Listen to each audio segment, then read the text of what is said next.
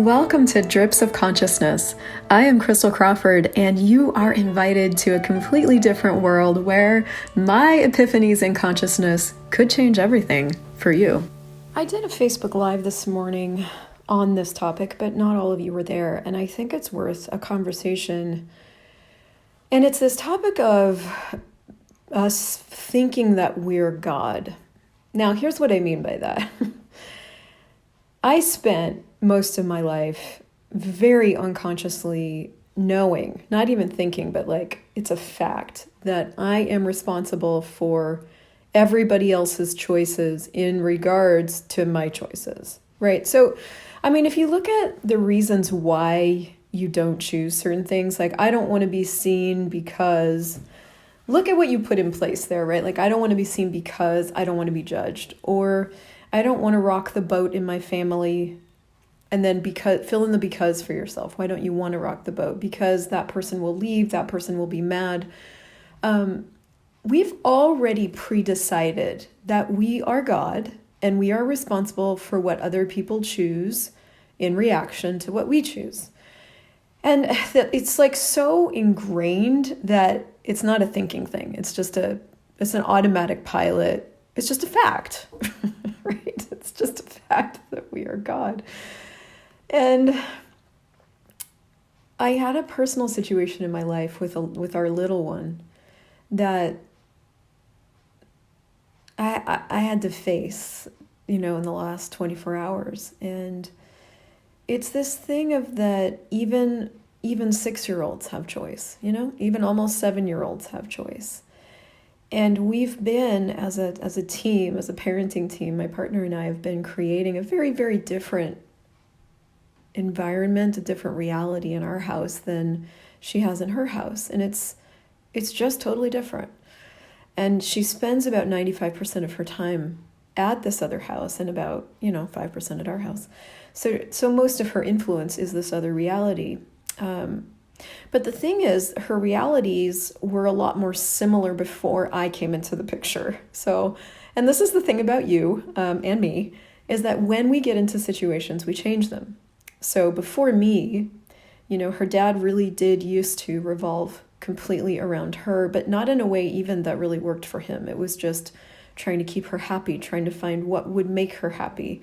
Doing things that he didn't really want to do, but he would do because happiness, or her show of happiness, the appearance of happiness. And, as he and I have been together and I've added my flavor to the mix, I'm just very different.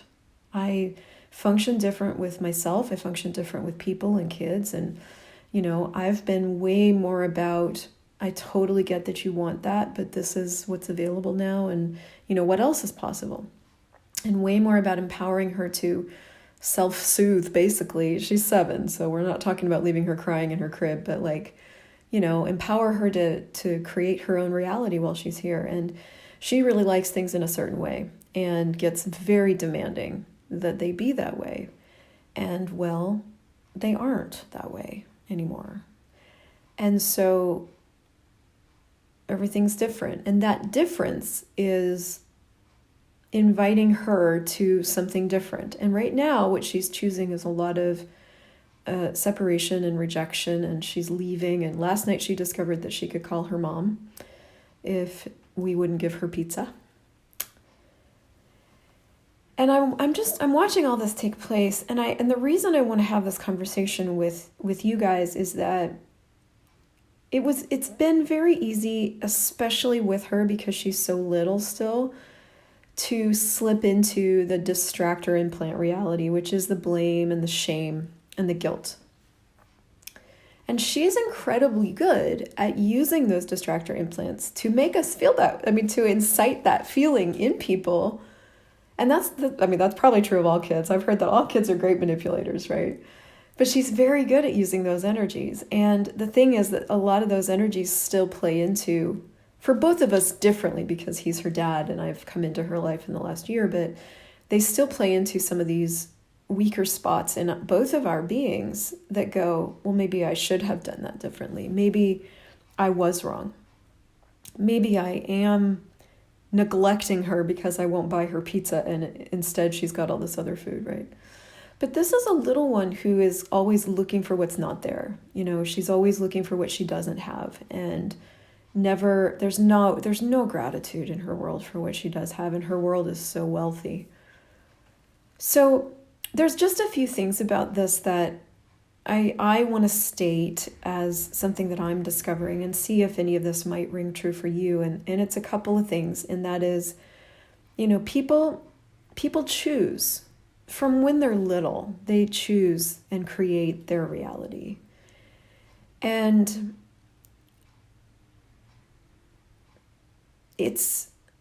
you can use that to make yourself wrong and find out where you're wrong as a parent, as a step-parent, as a person in the relationship. You can use their choices to prove the fact of your wrongness.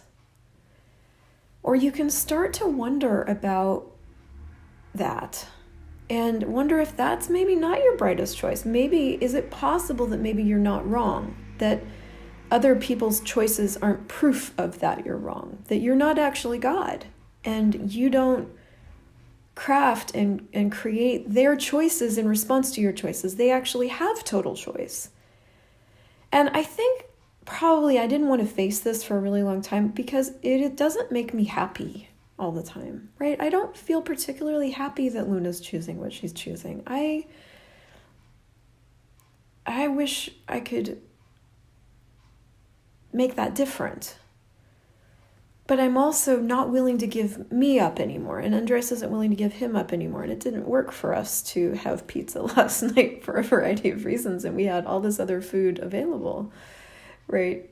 And it's a little thing, but the way she responds to these things isn't little, and we are aware of a future she's creating for herself with the way she treats people and the way she's responding to things. And that's the thing we are seeking to give her space to choose something different around. And right now, she's choosing to leave and reject and feel rejected and all that other crazy stuff, which isn't what's happening, but that is what she's choosing. And that's the thing, is when you start to choose what works for you, and you really start to include you, and you start to get that everybody's got choice, including you, that not everybody will respond favorably, including little ones. In fact, they might fight and fuss and reject and leave.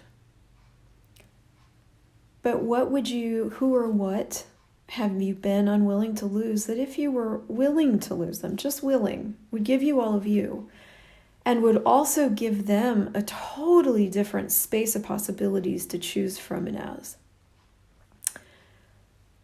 I can't see the future exactly.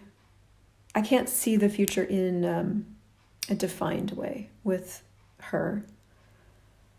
I do get that we are driving a wedge into a very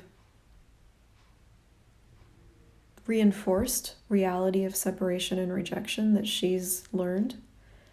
We're driving a wedge of choice into that. And now we get to see how it plays out. Now we get to stay present, choose again, choose in every 10 seconds, stay present with and for her, and stay present with and for us. Everybody's included. And be there, and just be there. Not leave her, not reject, not separate, but be present in our choices and allow her to be present with her choices, and keep choosing. And that right there is the antidote to feeling like you're God and you have the power over what everybody else chooses. And to be honest, this conversation is the 10 Keys to Total Freedom in action. And so that's a book, and you can find it on my website by Gary Douglas and Dr. Dane Here. And it is the keys to freedom. You have a new choice in every 10 seconds. If nothing was significant, what would you choose? And, be the question of what else is possible here that we haven't considered, and what else is possible for me, and what else is possible for this, and what can I choose that's different? And if I wasn't judging her or me as wrong, what would be available here? We have and are the power for a totally different reality, and it won't necessarily always show up as unicorns and rainbows, but it will be different. And that's my big demand of myself. And I wonder what you are, what gift you are, what you are the source of, that you can be even more by including you in your world and not looking for the wrongness of you in what everybody else chooses.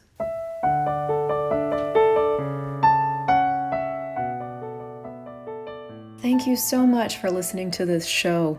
My target is to make consciousness easy to find. So if you enjoyed this, please leave a 5-star review, and also share this with a friend who you know might be looking for more consciousness in their life.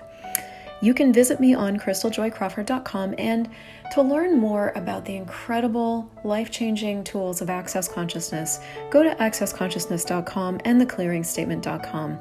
And be sure to subscribe to the podcast.